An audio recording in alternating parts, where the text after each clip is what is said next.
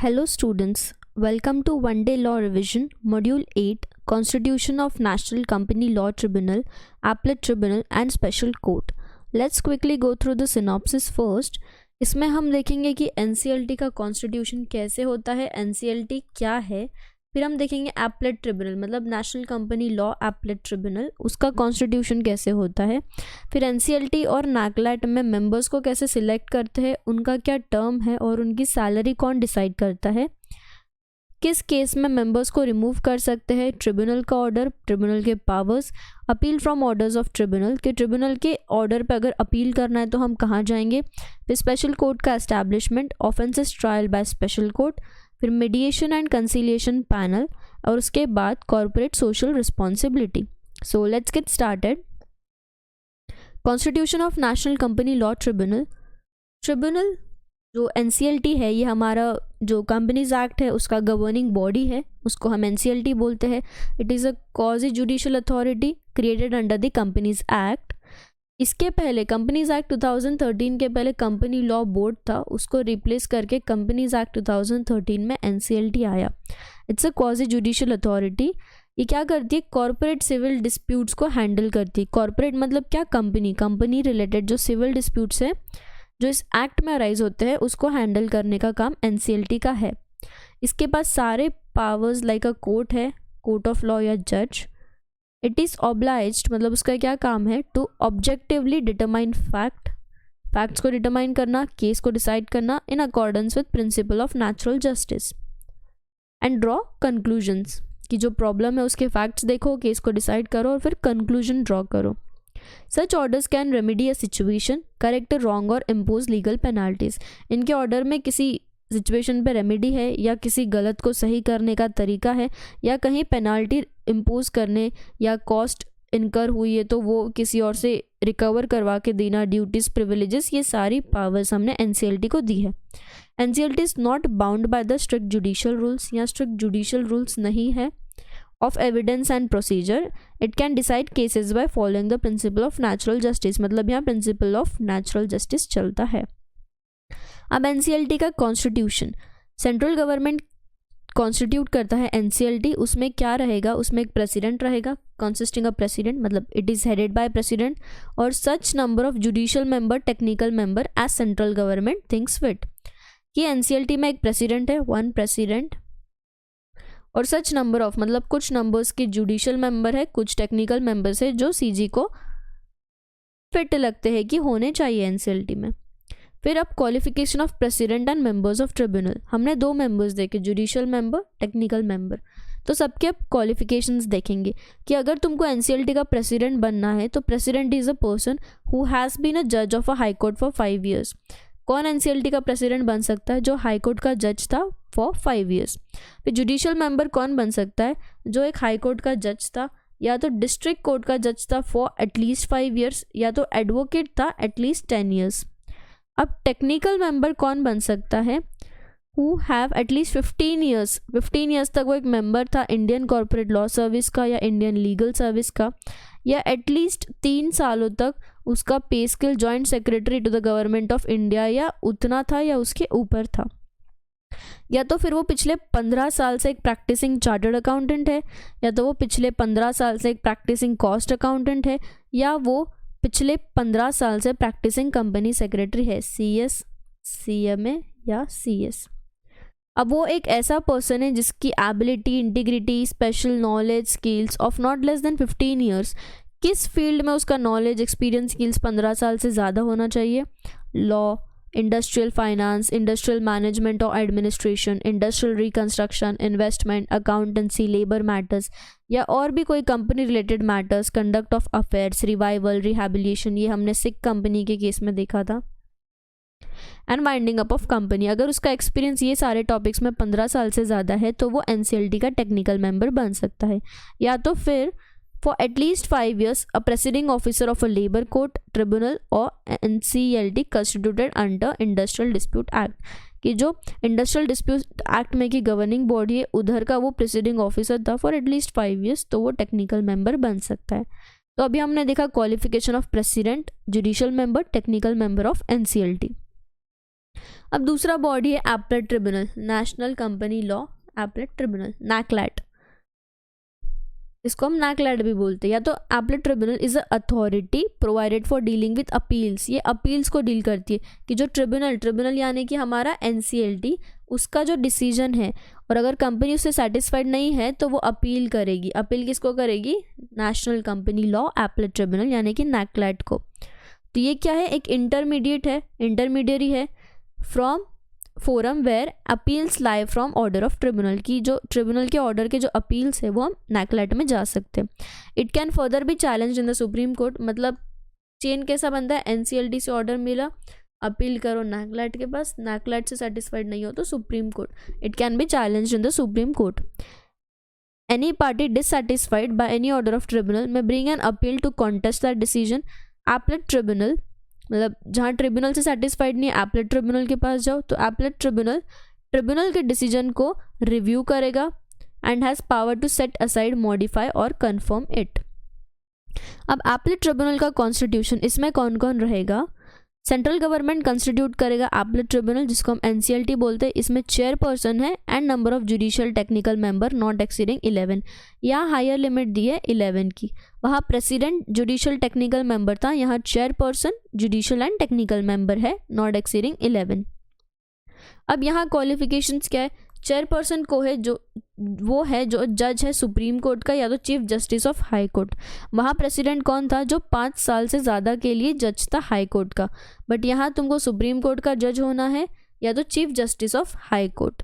फिर judicial member कौन है? हु हैज़ और हैव बीन अ जज ऑफ हाई कोर्ट और is a judicial member of the tribunal for 5 years, मतलब ट्रिब्यूनल के तुम जुडिशियल मेंबर थे 5 साल तक तो तुम एनसीएलटी में आ सकते, मतलब एनसीएलटी के 5 साल तक जुडिशियल मेंबर थे तो अब तुम नैकलैट में आ सकते, या तो you should have been a जज ऑफ हाई कोर्ट।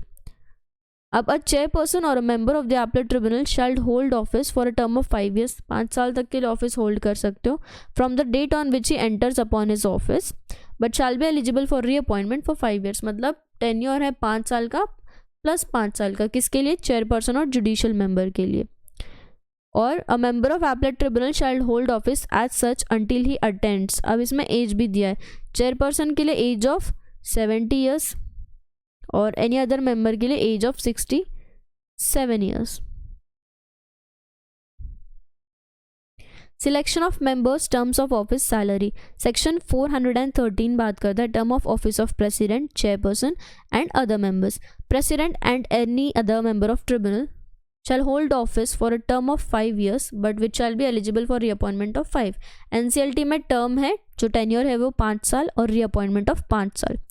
अब जो NCLT का मेंबर है वो प्रेसिडेंट के केस में 67 years तक रह सकता है और अदर मेंबर के केस में 65 years तक।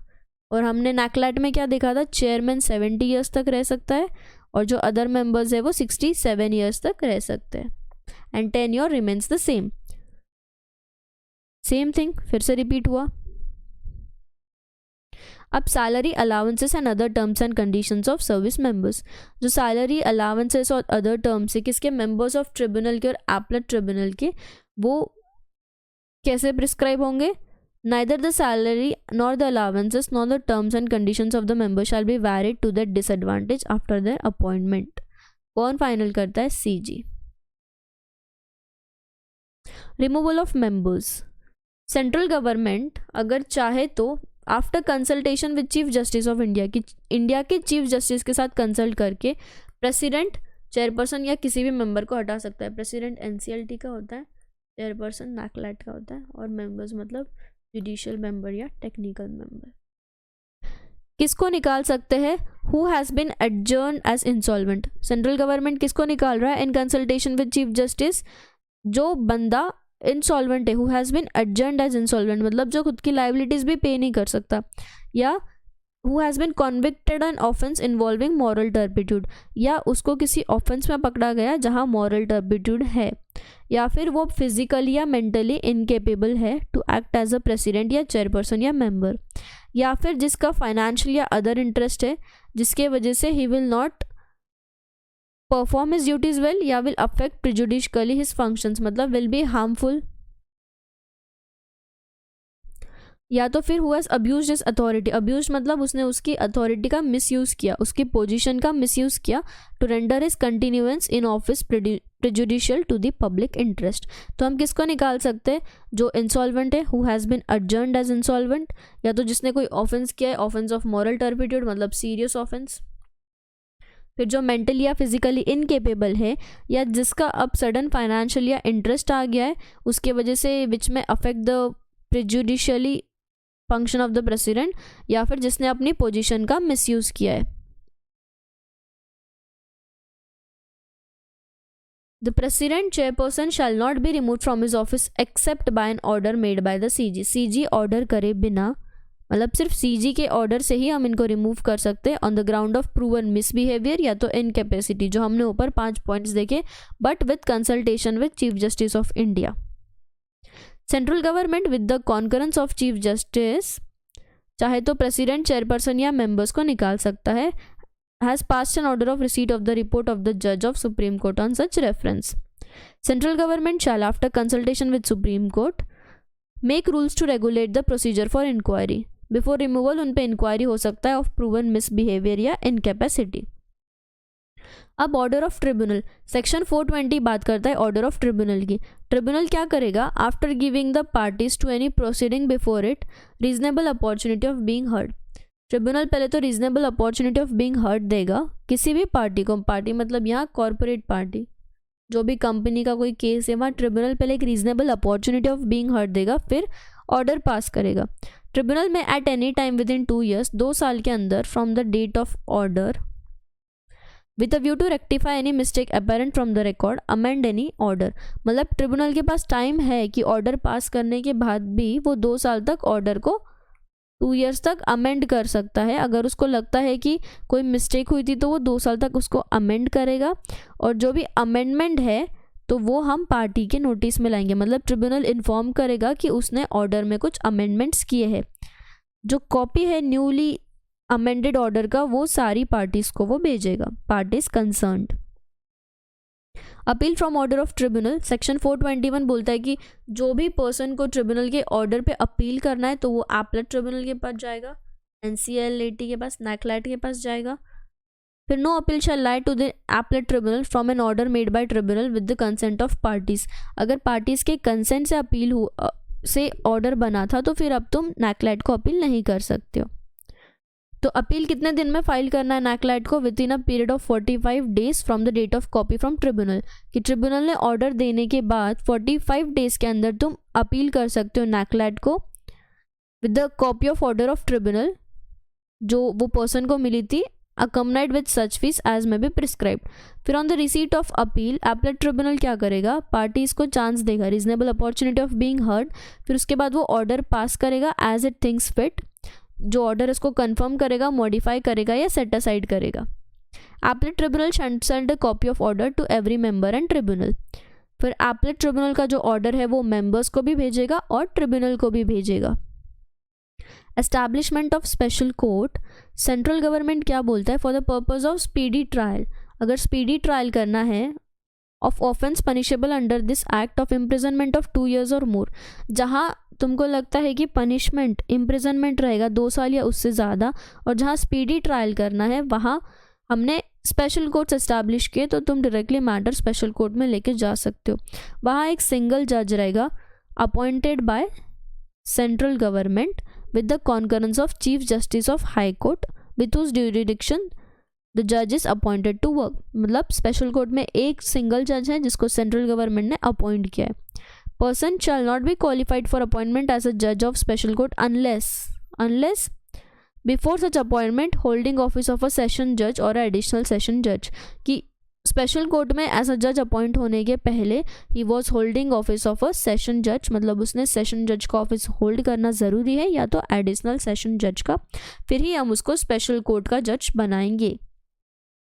ऑफेंसेस ट्रायल, अब हमने बोला स्पीडी ट्रायल्स के लिए हम स्पेशल कोर्ट के पास जा सकते हैं, बट किस ऑफेंस के लिए, ऑल ऑफेंस जहाँ जेल 2 साल या उससे ज़्यादा है तो हम स्पीडी ट्रायल के लिए स्पेशल कोर्ट के पास जा सकते हैं। या तो offence for any company shall be tried to special court, जिसका ज्यूरिसडिक्शन उधर के रजिस्टर्ड ऑफिस पे है, who have jurisdiction over the registered office. फिर any person is detained by judicial magistrate for 15 days या तो एग्जीक्यूट मैजिस्ट्रेट फॉर 7 days, तो फिर वो ऑर्डर पास हो जाएगा स्पेशल कोर्ट को have it's jurisdiction over that person. Special court shall use same power that are used by the magistrate. Special court may take cognizance of the offence without any commitment of trial in the past. फिर है mediation and conciliation panel, section 442. Central government एक panel maintain करता है, panel of experts, जिसको हम mediation and conciliation panel बोलते हैं. वहाँ कुछ नंबर ऑफ एक्सपर्ट्स रहेंगे ऑफ प्रिस्क्राइब्ड क्वालिफिकेशन, जो जिनका काम रहेगा कि उनको मीडिएशन देना है, मतलब एक्ट एज अ मीडिएटर, मतलब हेल्प करना है, गाइड करना है between the parties during the pendency of any proceeding.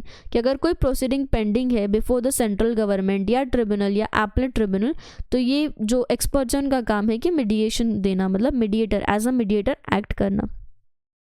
जो भी पार्टी जो प्रोसीडिंग का पार्ट है बिफोर द सीजी या ट्रिब्यूनल या नैकलेट, ट्रिब्यूनल को अप्लाई कर सकते या सेंट्रल गवर्नमेंट को अप्लाई कर सकते हैं विद सच फीस कि हमारा मैटर चाहे तो मीडिएशन की प्रोसीडिंग में जाने दो, मीडिएशन एंड कंसीलिएशन पैनल में जहां एक्सपर्ट्स है. तो फिर सेंट्रल गवर्नमेंट, ट्रिब्यूनल या एपलेट ट्रिब्यूनल क्या करेगा, या तो खुद से suo motu refer the matter of the proceeding to the experts और the appellate tribunal as the case में भी. कि सीजी को अगर सही लग रहा है तो या तो पार्टीज़ ने एप्लीकेशन दिया कि हमारा मैटर मीडिएशन कंसीलिएशन पैनल को सबमिट कर दो जहां एक्सपर्ट्स है, या तो फिर वो लोग सो मोटो भी वो मैटर को मीडिएशन एंड कंसीलिएशन पैनल को सबमिट कर सकते हैं. कौन करेगा, सेंट्रल गवर्नमेंट, एनसीएलटी या नैकलेट, जहां उनको लगता है कि उनके पास जो मैटर आया है वो हमने आगे मीडिएशन एंड कंसीलिएशन पैनल को दे देना चाहिए, तो वो दे सकते हैं. Fees will be decided. Fees and conditions of experts shall be as such may be prescribed. फिर mediation and conciliation panel shall follow procedure as may be prescribed, और उनको वो मैटर को dispose of करना है within a period of 3 months. कि mediation and conciliation panel में कोई भी मैटर आया तो उनको 3 months के अंदर उसको डिस्कस करना है from the date of such reference, और फिर उसके जो रिकमेंडेशन है वो सीजी को या ट्रिब्यूनल को या एपलेट ट्रिब्यूनल को फॉरवर्ड करने, मतलब जहाँ से भी केस आया पहले जिसके सामने था उसको फॉरवर्ड कर दो, सीजी या एनसीएलटी या NCLAT. Any party aggrieved by the recommendation, अगर किसी पार्टी को सेटिस्फैक्शन नहीं मिला फ्रॉम द ऑर्डर ऑफ या recommendation of mediation and conciliation panel, तो वो ऑब्जेक्शन फाइल कर सकती है सीजी, ट्रिब्यूनल या एपलेट ट्रिब्यूनल को एज द केस में भी. फिर corporate social responsibility. Companies act 1956 में कॉर्पोरेट सोशल रिस्पॉन्सिबिलिटी का कोई प्रोविज़न नहीं था. ये एक नवा कंसेप्ट आया है कि अब हमको लगता है कि कंपनी जब सोसाइटी में काम करती है तो सोसाइटी से काफ़ी चीज़ें लेती है, काफ़ी रिसोर्सेज यूज़ करती है, तो अब कंपनी का एक रिस्पॉन्सिबिलिटी है कि वो कम्युनिटी के डेवलपमेंट के लिए, एनवायरनमेंट के लिए कुछ कंट्रीब्यूट करे. अब कंपनी का भी रिस्पॉन्सिबिलिटी है कि उन्होंने जो वेस्ट किया है, पोल्यूशन किया है, उसको रिड्यूस करने में वो हेल्प करे ताकि सोसाइटी में मतलब एनवायरनमेंट हेल्दी बना रहे, कुछ सोशल प्रोग्राम्स कंडक्ट करे, एनवायरमेंटल फ्रेंडली चीज़ें लाए या कुछ एक्टिविटीज़ इनकर करे. तो कंपनीज एक्ट 2013 का सेक्शन 135 बात करता है कॉर्पोरेट सोशल रिस्पॉन्सिबिलिटी. अब ये किसके लिए एप्लीकेबल है, एवरी कंपनी या उसका होल्डिंग या सब्सिडरी जिसका नेटवर्थ 500 करोड़ या उससे ज़्यादा है, टर्नओवर 1000 करोड़ या उससे ज़्यादा है और नेट प्रॉफिट 5 करोड़ और उससे ज़्यादा है. ये और कंडीशन है, मतलब कोई भी कंपनी अगर ये तीनों में से कोई एक कंडीशन फुलफिल करती है during the immediately preceding financial year, मतलब पिछले साल अगर ये 3 में से कोई भी कंडीशन किसी कंपनी ने सेटिस्फाई कर ली कि उसका नेटवर्थ 500 करोड़ के ऊपर चला गया, टर्नओवर 1000 करोड़ या उसके ऊपर चला गया, नेट प्रॉफिट 5 करोड़ या उसके ऊपर चला गया, या अगर कोई फॉरेन कंपनी है जिसकी इंडिया में ब्रांच है उसने ये क्राइटेरिया फुलफिल कर दिया, तो अब उसको कॉर्पोरेट सोशल रिस्पॉन्सिबिलिटी लग जाएगा. बट अगर कोई कंपनी ने 3 साल तक ये रिक्वायरमेंट फुलफिल नहीं की, मतलब 3 साल तक वो ये तीनों लिमिट के नीचे थी, 3 में से एक भी लिमिट के ऊपर वो नहीं गई, तो फिर अब उसको CSR क्राइटेरिया फुलफिल करने की ज़रूरत नहीं है.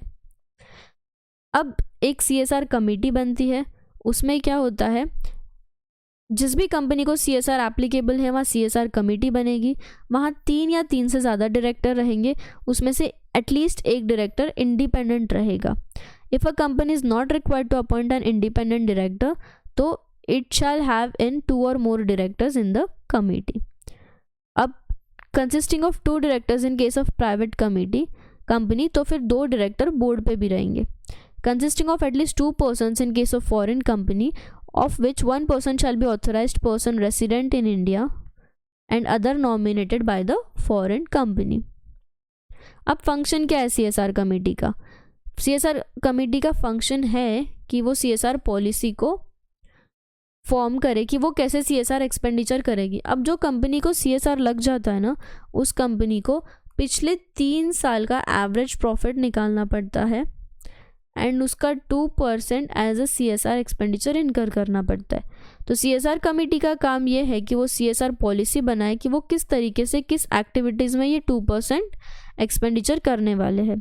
फिर उनको रिकमेंड करना है कि एज़ पर शेड्यूल 7 कहाँ कहाँ वो एक्सपेंडिचर कर रहे हैं. शेड्यूल 7 स्पेसिफाई करता है कि किस किस चीज़ों में ये एक्सपेंडिचर हो सकता है. For example sports, health, hunger, sanitation, environment, society etcetera, women, girl child etcetera, education and so on. अब यहाँ बोर्ड का रिस्पॉन्सिबिलिटी क्या है कि वो CSR कमेटी का रिकमेंडेशन देखेगा, CSR पॉलिसी को अप्रूव करेगा कि किस तरीके से वो किस CSR प्रोजेक्ट में कितना अमाउंट इन्वेस्ट करना चाहते हैं. अप्रूवल के बाद वो इंश्योर करेगा कि CSR policy is in line with section 135. फिर बोर्ड अपने बोर्ड रिस्पॉन्सिबिलिटी स्टेटमेंट में डिस्क्लोज करेगा CSR कमेटी का कंपोजिशन और उसका स्पेंडिंग. बोर्ड इंश्योर करेगा कि हर फाइनेंशियल ईयर में at least 2% of average net profit of पिछले 3 साल का 3 इमीडिएटली प्रिसीडिंग फाइनेंशियल ईयर, जो पिछले 3 साल के 3 प्रिसीडिंग फाइनेंशियल ईयर है, उसका at least 2% profit company as a CSR policy में डाल रही है and company is using it for CSR projects, programme, activity undertaken in India and company उसको एक्सपेंस कर रही है. So I hope you understood the topic. एक बार फिर से सिनॉप्सिस देखते हैं. हमने देखा कॉन्स्टिट्यूशन ऑफ NCLT में प्रेसिडेंट है, टेक्निकल मेंबर है, जुडिशियल मेंबर है. फिर हमने एपलेट ट्रिब्यूनल देखा, यहाँ चेयरमैन है और टेक्निकल मेंबर है, जुडिशियल मेंबर है. सिलेक्शन ऑफ मेंबर्स देखा, क्वालिफिकेशंस देखा, टर्म ऑफ ऑफिस देखा 5 years plus reappointment for 5 years. Salary देखा as per CG. Removal of members की अगर वो एडजुडिकेटेड इंसॉल्वेंट है या कुछ फ्रॉडुलेंट पर्पस हो गया या वो नहीं करना चाहते हैं, so on. Order of tribunal, age का लिमिट देखा था, प्रेसिडेंट का था, टेक्निकल मेंबर का था, जुडिशियल मेंबर का था, चेयरमैन का था. पावर ऑफ ट्रिब्यूनल देखा, ट्रिब्यूनल के ऑर्डर पे अपील कर सकते हैं हम एपलेट ट्रिब्यूनल के पास. एपलेट ट्रिब्यूनल के ऑर्डर का अपील जाता है सुप्रीम कोर्ट के पास. फिर स्पेशल कोर्ट्स के speedy trials, mediation conciliation panel देखा, corporate social responsibility section 135. Expect a question on this topic. This is a very important topic, newly inserted in Companies Act. I hope you understood the topic. Thank you.